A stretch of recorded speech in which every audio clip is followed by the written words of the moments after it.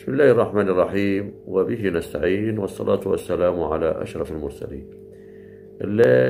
يعني حديث كده مع السادة المزارعين الأفاضل، إن بالنسبة لزراعة القمح طبعا في بحوث كل يوم في مجال القمح. وإحنا طبعا لازم لابد إن إحنا برضو نأخذ بالعلم في كل المجالات. فطبعا بالنسبة لمواعيد الزراعة، فنحن يعني بنهيب بالسادة المزارعين إن هم يلتزموا بمواعيد الزراعة. فمواعيد الزراعة المناسبة بالنسبة لمحصول القمح من 20/11 إلى 5/12.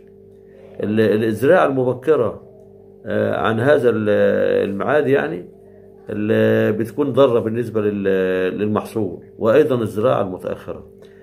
فنحن بنهيب بالسادة المزارعين اللي هو الالتزام بمواعيد الزراعة. وبإذن الله اللي هي تعليمات وزارة الزراعة والتوصيات بتاعت وزارة الزراعة، بإذن الله نحن نتحدث فيها بالترتيب بإذن الله على حسب الميعاد في المحصول يعني. والسلام عليكم ورحمة الله وبركاته.